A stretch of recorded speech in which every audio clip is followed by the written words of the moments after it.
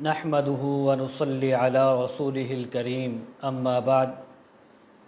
ख्वाब में सितारों को देखना, ख्वाब में सितारे का ज़मीन पर गिरना, ख्वाब में सितारों को हाथ में लेना, ख्वाब के अंदर सितारों का आपस में बातें करना, मुख्तलिफ़ ताबीरें आज आपके सामने इस वीडियो में बयान होंगी।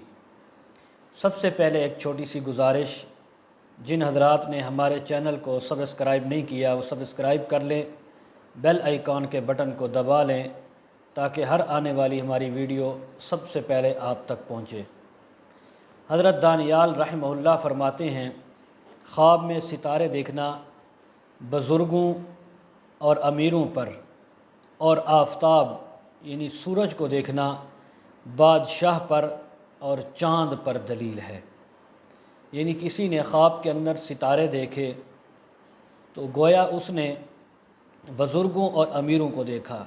ये अल्लाह ताला उसको बुज़ुर्गी और अमीरी अता फ़रमाएंगे। जिसने सूरज को देखा अल्लाह उसको बादशाहत अता फ़रमाएंगे। जिसने चाँद को देखा उसे भी अल्लाह बादशाहत अता फ़रमाएंगे। अगर ख्वाब में ज़ुहल सितारे को देखा, दलील है कि इसका काम देहाती लोगों से होगा। यानी देहात के जो लोग होते हैं, इसका कोई रुका हुआ काम है तो उनके ज़रिए इसका वो काम हो जाएगा और इसको उनसे माल और नेमत हासिल होंगे। अल्लाह ताला इसको नेमत भी और माल भी इसको अता फ़रमाएंगे और ये खुशहाल होगा। और अगर मुश्तरी सितारे को ख्वाब के अंदर देखा, दलील है कि इसका काम सरदार, मुस्लिह और पारसा और खैर खा से पड़ेगा। ऐसे आदमी से इसका काम और वास्ता पड़ेगा जो बड़ा मुस्लिह होगा, खैर खा होगा, पारसा और नेक होगा।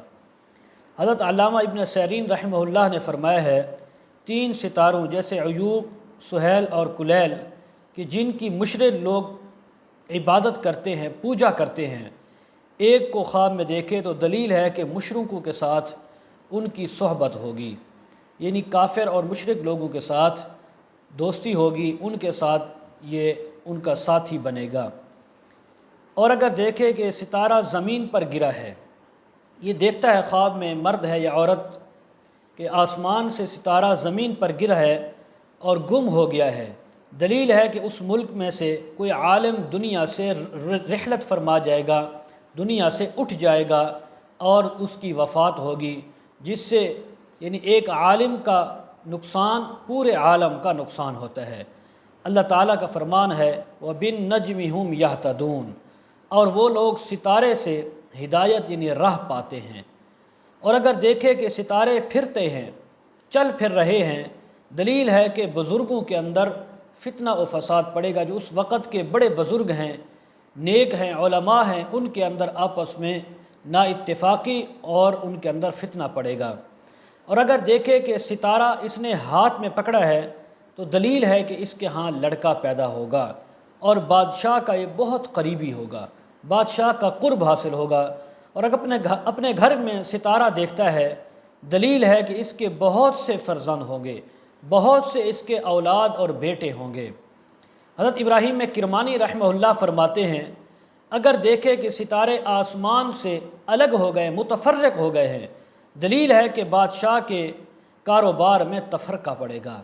बादशाह का जो काम है, कारोबार है, उसमें तफरका और ना इत्तेफाकी पड़ेगी। और अगर देखता है कि सितारे आपस में बातें करते हैं, दलील है कि वक्त का बादशाह मुनसिफ और आदिल होगा, नेक होगा, पारसा होगा।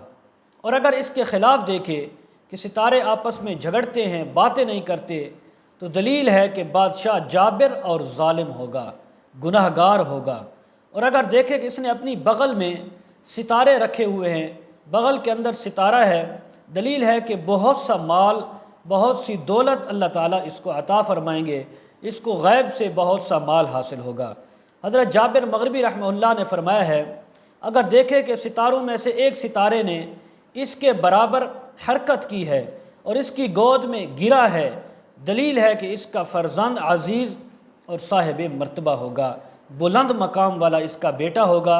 अल्लाह ताला इसको ऐसा बेटा अता फ़रमाएंगे जो इसका नाम पूरी दुनिया में रोशन करेगा।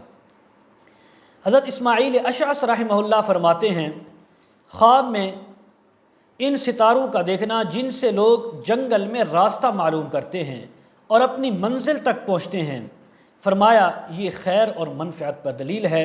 اللہ تعالیٰ اس بندے سے بہت سے لوگوں کو بھٹکی ہوئی راہ سے ہٹا کر سیدھی راہ پر لائیں گے، بہت سے لوگوں کو اپنی منزل تک پہنچائیں گے۔ اور جن کو لوگ پوجتے ہیں، جن کی عبادت کرتے ہیں، فرمایا ان کا دیکھنا برائی اور نقصان پر دلیل ہے۔